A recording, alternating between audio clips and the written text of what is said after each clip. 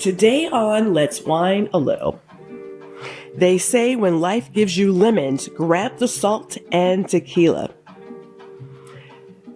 Today we're traveling through Cozumel, Mexico, one of the most busiest and popular cruise ports. Join me as I hunt for the best tequilas in the land. Also, take a side seat as we sit down and enjoy a quick tequila tasting. We're going to find time to dig deeper into the history and the flavors of tequila and more, all on this episode of Let's Wine a Little.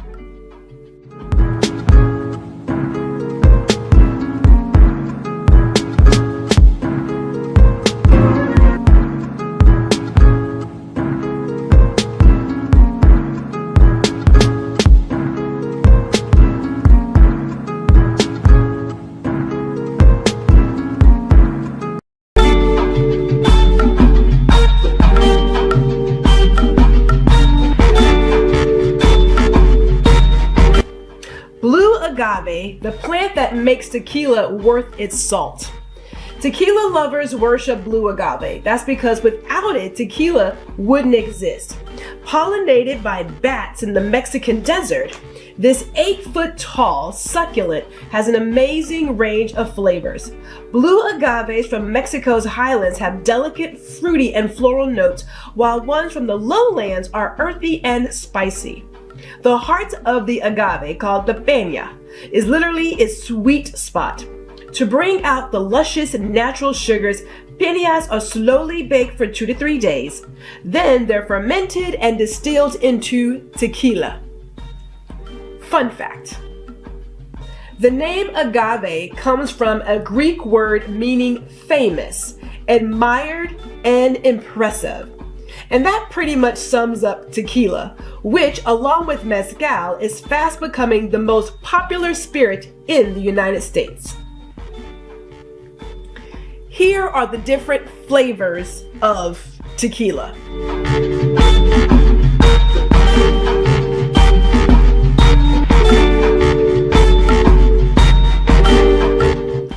The flavor of each tequila depends on where the agave comes from and the aging process. First, there is blanco. Blanco is clear and exceptionally pure because it's never aged in wood and is usually bottled directly after distillation. Then there is reposado. Reposado is matured from 2 to 12 months in oak barrels that usually at one point held whiskey. Then there is anejo. Anejo is matured for at least 1 year in large oak barrels and is smooth with a warm amber color. There is also extra anejo. Extra anejo is aged at least 3 years in large oak barrels and varies from cognac-like to soft and sweet. Then there is mezcal. While tequila can only be made from blue agave, mezcal can be made from a much larger variety of agave plant types. Now, blanco is the essence of tequila. Blanco is often called the essence of tequila because its purity. Clear in color, blanco is usually bottled directly after distillation and is never oak aged, though it can be held up to 60 days in stainless steel. This allows stronger agave notes to come through. With its natural agave sweetness and notes of citrus, grass, and pepper, blanco is pure bliss in cocktails like margaritas, in shots, and for sipping with amigos. Now, let's talk about the worm. No, tequila does not have a worm, and technically neither does mezcal. But where did the myth come from? Some say worms were first put into bottles by Wrigley distillers who, as a marketing ploy, claimed they had magical and aphrodisiac powers. Others say the worm got its start when the distiller found a larva in a mezcal bottle and thought it tasted better.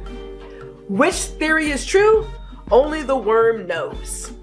Now, reposado means rested, and it's how this tequila got its name. Reposado rests from 2 to 12 months in large oak containers, usually American ex-whiskey cask. The aging process creates a dark golden color and warm, toasty finish while softening the harsh agave notes. Reposado is unique since it combines the classic flavors of citrus and spice with, depending on the aging process, the complexity of chocolate, chili, cinnamon, and vanilla. The predominant tequila in Mexico is fans call themselves repo drinkers, sipped neat over ice or in cocktails like margaritas and tequila ginger highballs. This tequila will send you over La Luna, Mexico. Anejo, whose name means old or vintage in Spanish, is aged at least 1 year, typically in large oak barrels, no larger than 600 liters. Most distillers use a variety of wood barrels to mature anejo, but the most popular ones are made with American and French oak. The aging creates a warm amber color, smooth taste, and smoky finish with notes of caramel, vanilla, and cinnamon. To fully experience the many nuances of this rich tequila, sip it neat or with a single ice cube. In 2006, the classification Extra Anejo was created for añejos aged over 3 years. Some heavy-aged extra añejos lead towards a cognac profile, while ones not as aged are soft and sweet with oaky notes. The old adage goes, all tequila is mezcal, but not all mezcal is tequila. This is because while tequila can only come from Blue Agave in designated appellations, mezcal can be made from any agave or produced in many regions of Mexico. Nicknamed the elixir of the gods, this artisanal spirit has been crafted the same way for hundreds of years. Agave piñas are cooked for days in traditional underground ovens, creating a smokier profile than tequilas. The cooked piñas are crushed into a mash, which ferments in large vats anywhere from a couple weeks to a month. Finally, the mezcal is usually distilled twice in copper or clay stills, producing a rustic spirit with a tantalizing, smoky backbone.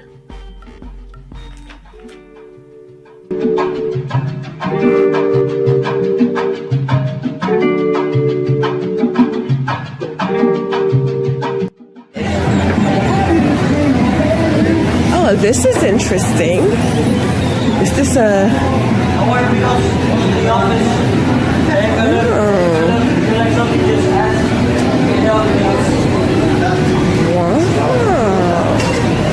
It's a whole tequila, sir. I got flavors too. Wow, look at this, Kenneth Jack. Oh my.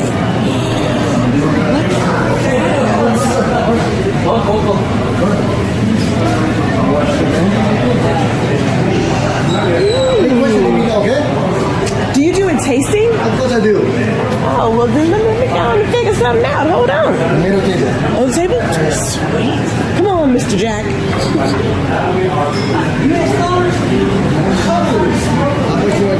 What do you like to try? Sweet stuff or no sweet stuff? Easy drink or hard to drink?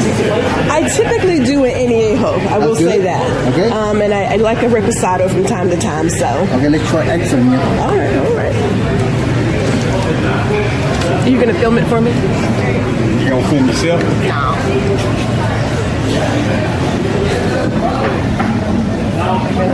this is a little longer than him. And very smooth. Let's sip.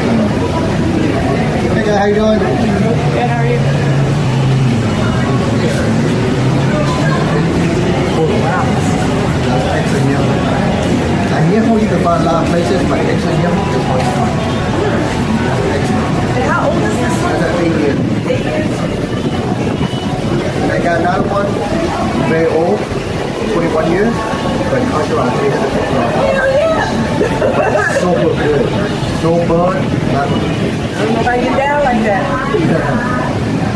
Good. Yeah, but he will help you. Right here. What? Can I try this reposado?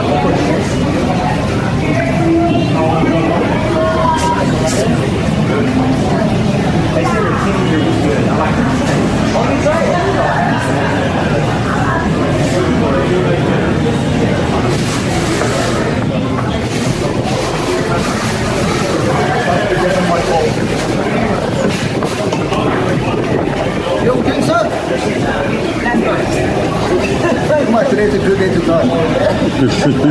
Nah. That's why you come here for tasting to learn about tequila. I just in the whiskey level. That's organic. No additive, no sugar. The bubble, no bubble, nothing.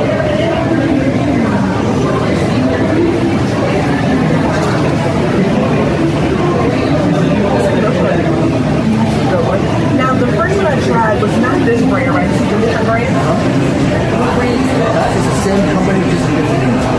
Remember the back sticker? And the same company making it. They can put it there. This guy, Ruben, they don't make it same guy. And this guy, don't make white or reposado.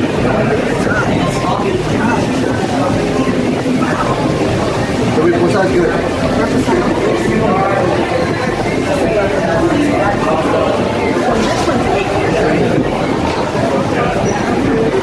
You like a little bit more smooth?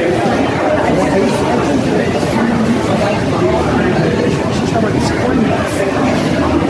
This is a 15 year. This is last smoother, and at the end it's a finished tip like the leather.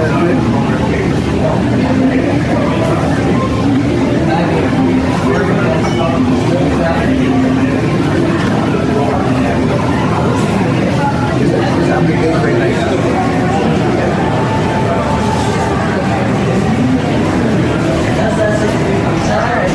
I need to in terms of price, what are we talking? Alright, so this one's 95, that's 150, and this one is 200. You know, the older it is, the more it costs.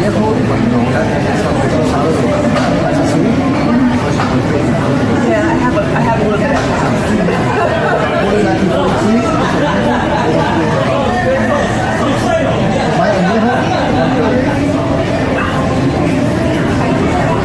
Let me get those to you, sir.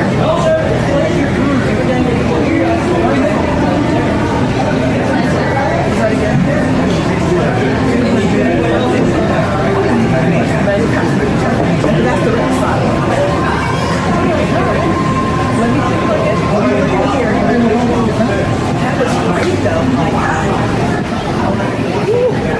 The older it is, the more dollars. The more dollars I do that. Thank you.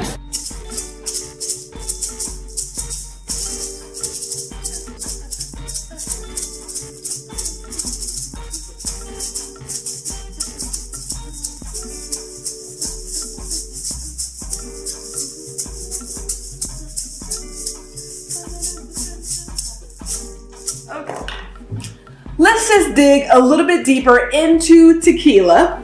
And this is more about what you could possibly, again, take home with you. Now, let me share that as always, I prefer to buy my wine, spirits, liqueurs, everything from the homeland. That's just me, right? Even though I know I can pick up some of these, like a Clase Azul, in the United States at a Total Wine or what have you. You know, when I want to get, in my opinion, the very best, I rather get it from the homeland. So when we're in Jamaica, I want to get the rum. When I'm in the Dominican or what have you, then I'm looking at Mama Juana, right? You get it there. Not that you can't buy it here, but I don't know. There's just something about purchasing spirits in its home country, home state, that just, I don't know, there's something different about it. And I do believe you get a better variety when you shop that way. So during one of our trips to Mexico, we picked up a couple of things. Now, here's what I really like about this as well. And this is according to the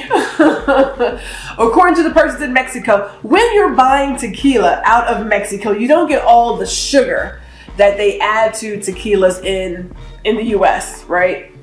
And I don't know, when I was doing my tasting there, I gotta say, it tasted different, right? Like these are not your off-the-shelf brands. This one is.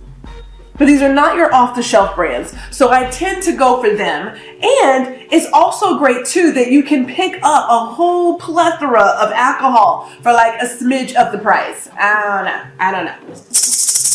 Love it. Okay, so let me start with the two. Now over here I have my package of tequilas, and over here I had a package of my mezcal, and they actually came together as one large package because this was just, hey, let's get all of the agave plants out. But I do have a couple of those different varieties that we talked about. We have the blanco, so it's white, it's clear, it hasn't been aged hardly at all, comes pretty much right out the plant and then into a bottle. I know I really dumbed it down, but work with me here, okay? Work with me. Then we also have a reposado here, which I absolutely enjoy. Is where I tend to lay my head. I really like the flavor of a reposado tequila versus, not that I enjoy anejo as well, but the reposado is where I tend to go first. It's extremely smooth. What we have here in our Clase Azul, and I'm going to come back to this, is a reposado. Then I have an extra anejo. We just skipped the anejo, went right to the extra. So it's been aged for a very long time. Depending on who you get in terms of brands, you're going to get, when you have, let's just use industry lingo, top shelf liquor, you're going to have an extremely smooth taste with your tequila. People have talked about tequila, how when they're doing shots, they get headaches and all these other things. In my opinion, if you're going with one that is not the best quality, then you're going to find yourself having headaches and things of that nature. I mean, beyond, obviously, drinking water, having to eat, that kind of stuff. But if you're not getting the very best version of it, then you run the chance of getting the headaches and the hangovers and everything else. It does make a difference. But as I was told, in Mexico, they don't do a lot of the sugars and stuff in their tequilas. They're just a different way of producing it. And I don't know, I have to take them at their word. I gotta say, like, we know that I shouldn't say we know. It has been known that the United States has a thing with sugar. So I'm not surprised that we're not going to have a lot of sugar in our alcohol as well. Just saying. Now, on the opposite side here, as I move these around, I don't want to move them too far around, but we have our mezcals. Now, what's really cool about these mezcals, which I just think is hilarious, but I don't know. I don't really know if it makes a difference in the flavor. I myself have never gone to a place of actually biting into one, but all of these have a worm in the bottle. Every single one has I guess larva in the bottle. But wouldn't alcohol clear all those things anyway? Like, is that the whole point of having alcohol? Is that it clears that kind of stuff?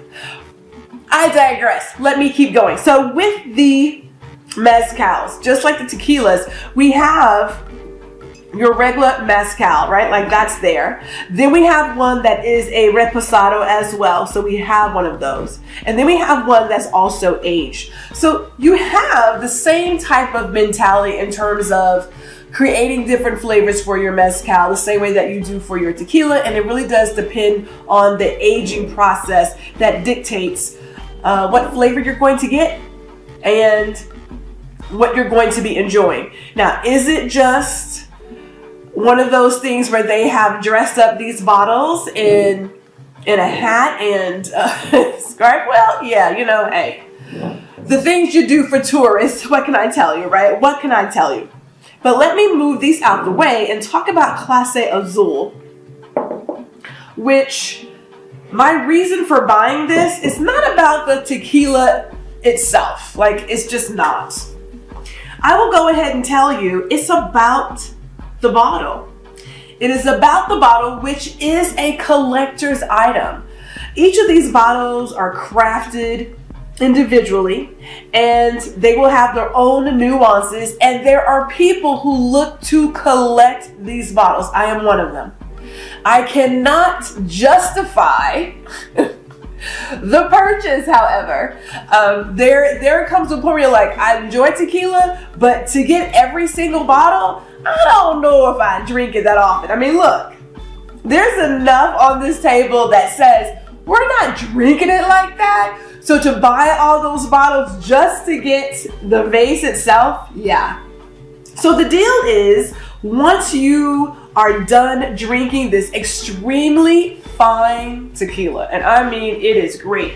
If you're saying to yourself, I would love to just get a quick little tasting or a good shot, then I suggest going to a bar and getting a glass. Just get like a little glass. Just get it neat. Will change your life.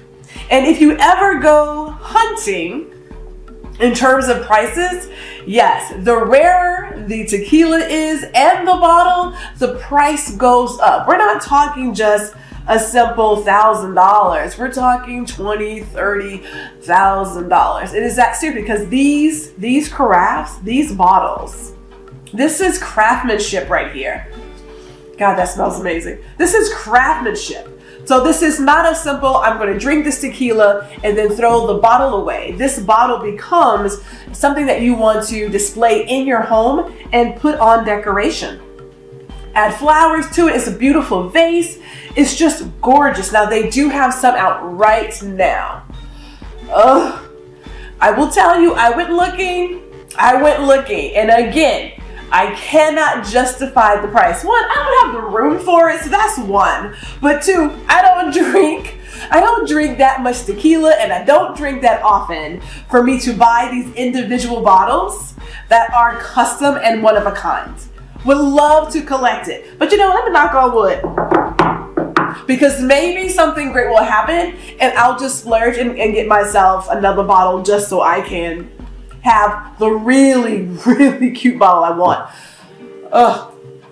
You know what? I'm going to share some photos of it so that we can see just how beautiful they are. You cannot beat craftsmanship like this. You just can't. Can you find some other really top tier tequilas? Yeah, you could. But I will say this. Price does not always dictate the flavor you're going to get. I will say that. And the amount of sugar in any liquor is going to impact what you're tasting. So I know for myself, when I look at my vodkas and things of that nature, I am checking to see how much sugar is in there because I know it's going to make a difference. And you may be surprised to find that your very best favorite tequilas, vodkas, gin, and everything else are not the ones that are your name brand. So this is a message to you to look beyond what is most popular and start getting into something that may be one of those hidden gems on the shelf.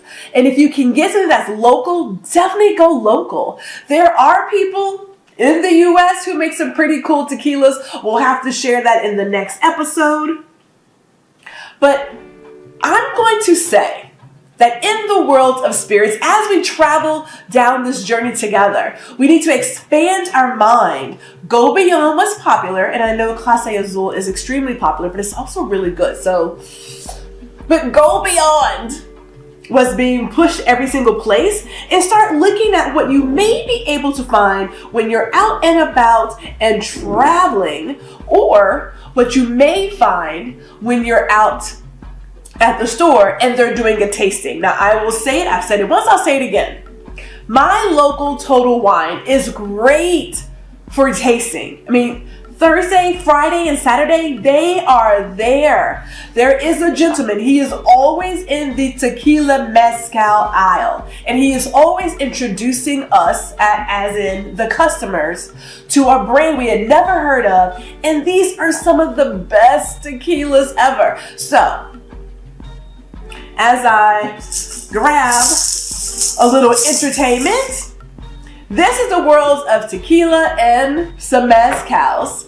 Let me know what some of your favorites are. Are you one for blanco, reposado, anejo, or extra anejo? See you guys in the next one.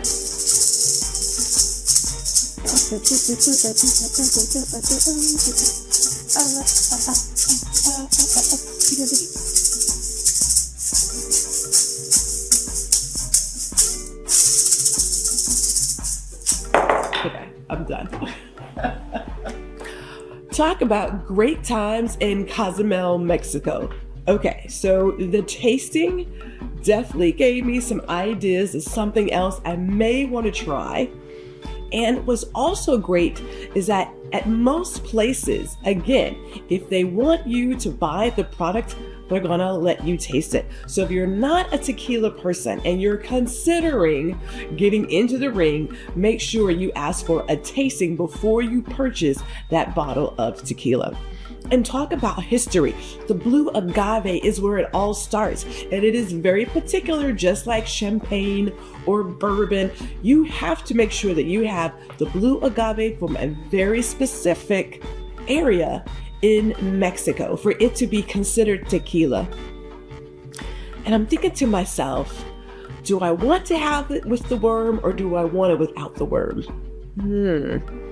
The world may never know.